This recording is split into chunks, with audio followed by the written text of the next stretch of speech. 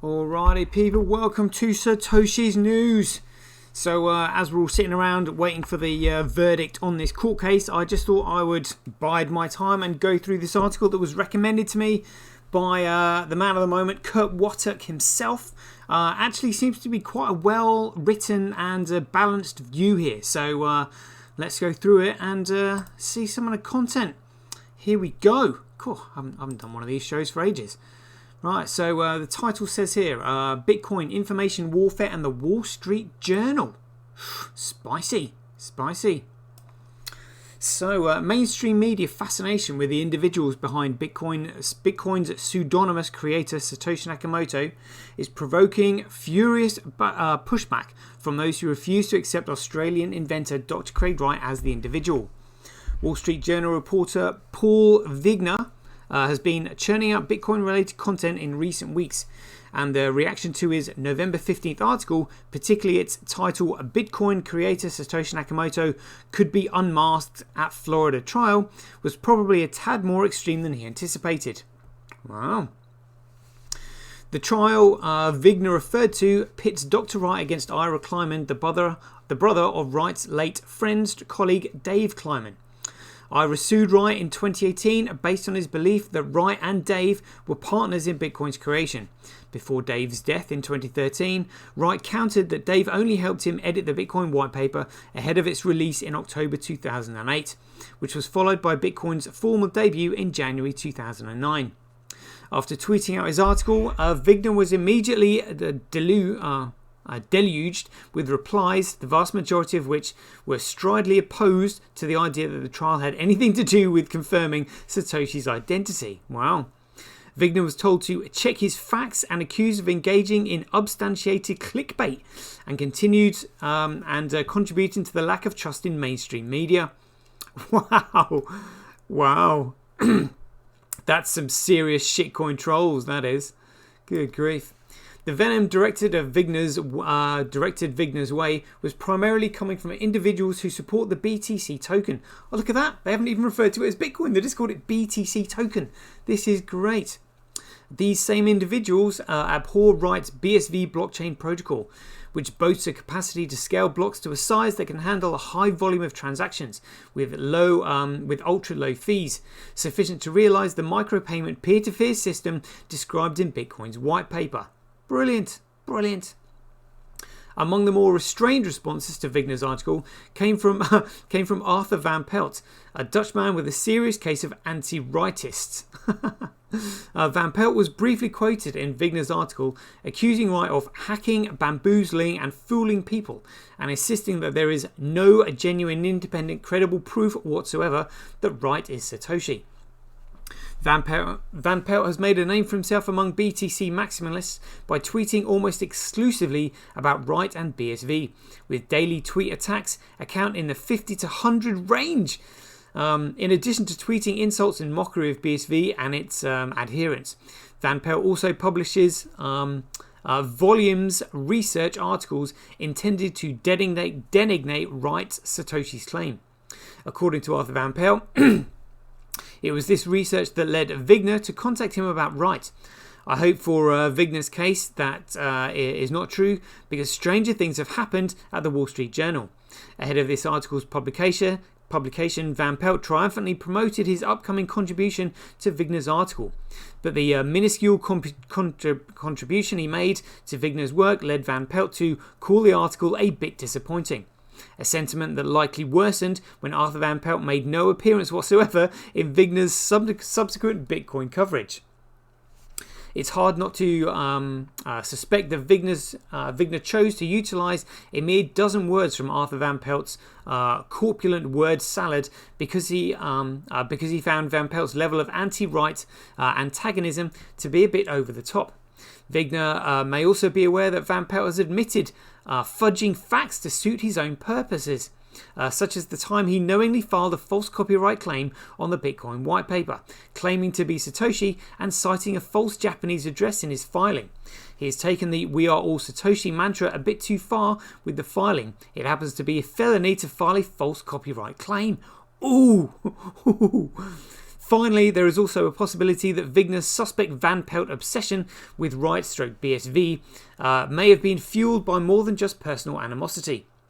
When Ira Kleiman's legal team arrested its case in mid-November, attorney Velvel Freeman issued a tweet expressing gratitude for the help and effort from this great crypto community, including @MyLegacyKit, which is Arthur Van Pelt.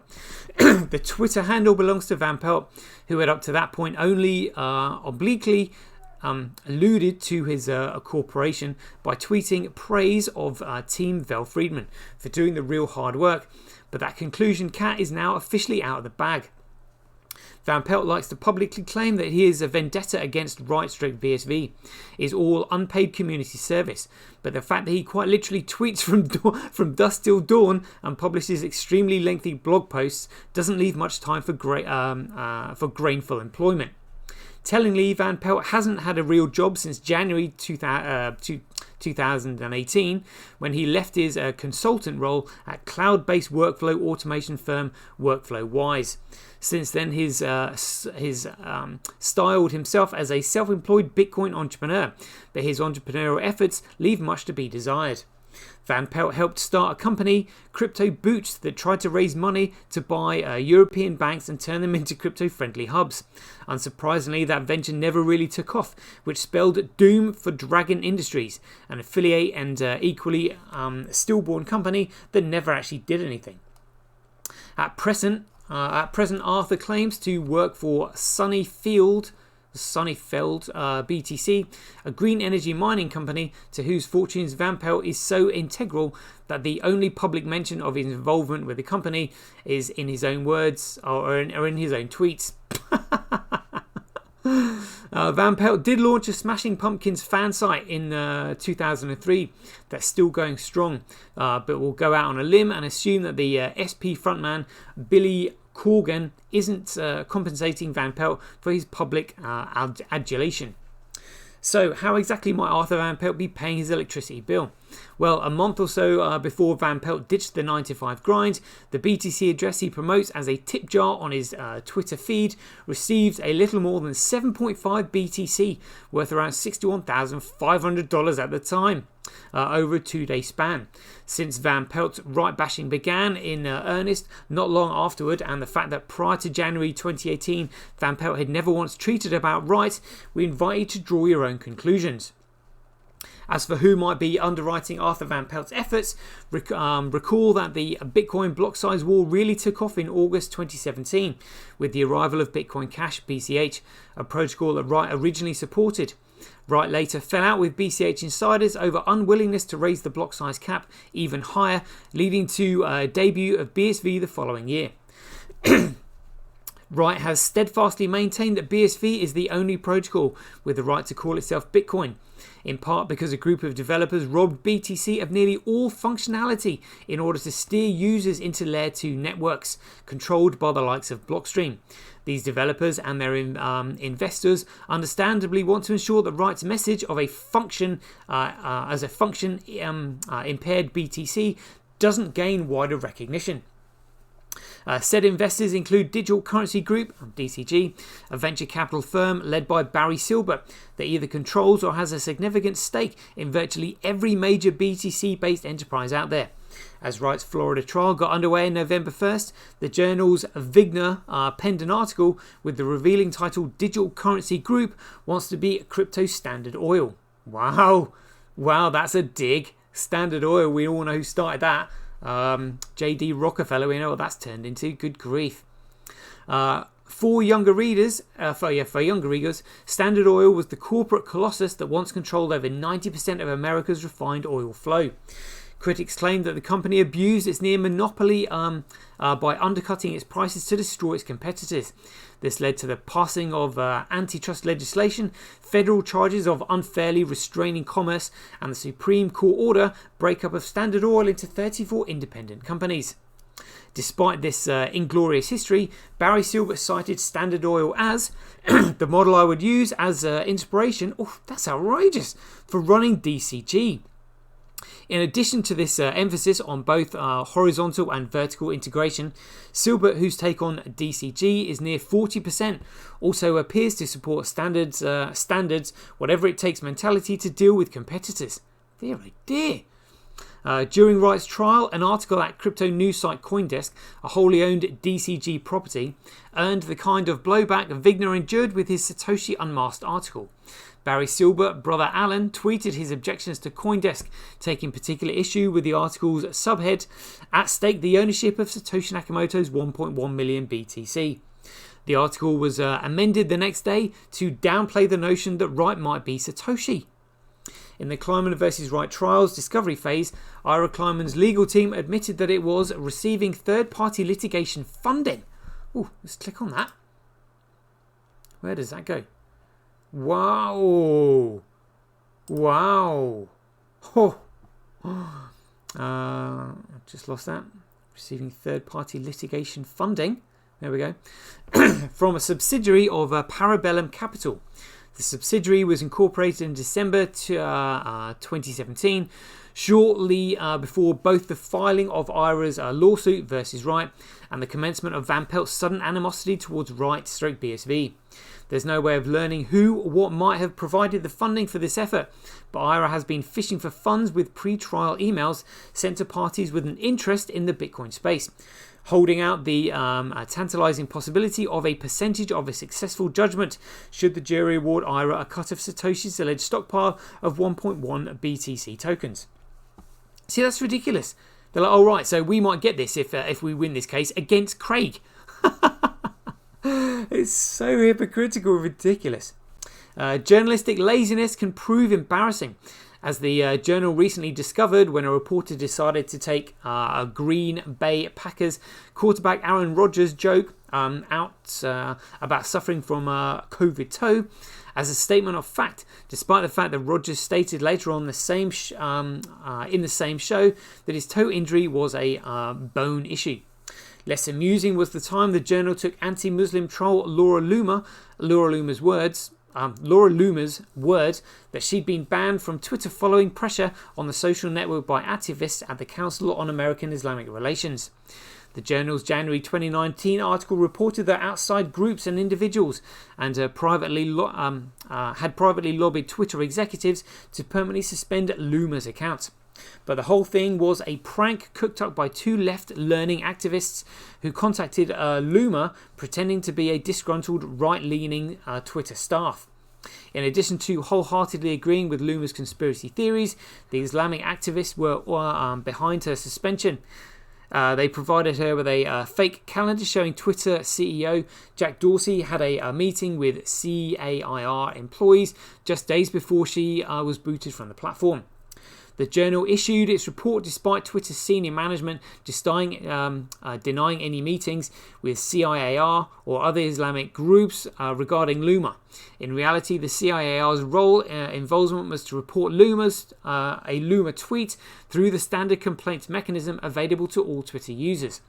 The pranksters originally hoped Loomer would take her scoop to Alex Jones' InfoWars show, after which they'd revealed their publicly and exposed the deplorable lack of fact-checking among alt-right outlets.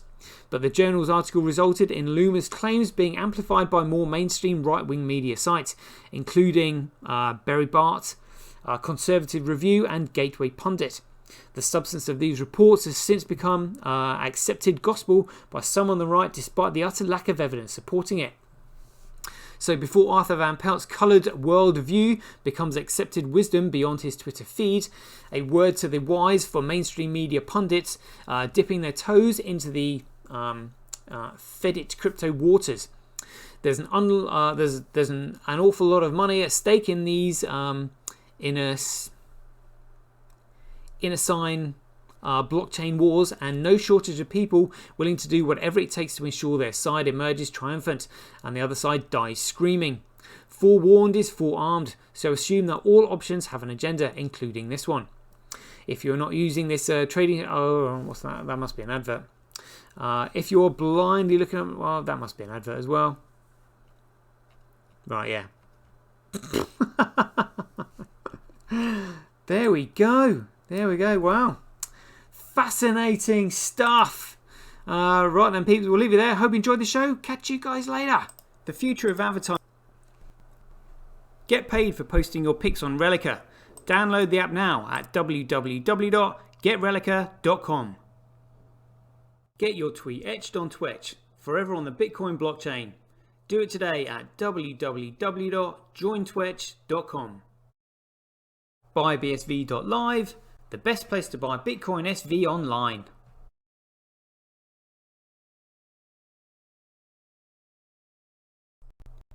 Support independent content creators on micropayment platforms such as Streamanity, Twitch and Relica.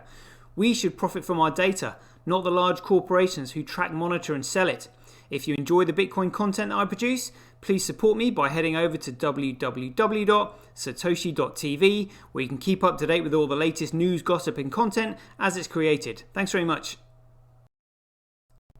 To get started in Bitcoin, go to freebsv.com, where you can claim your free Bitcoin.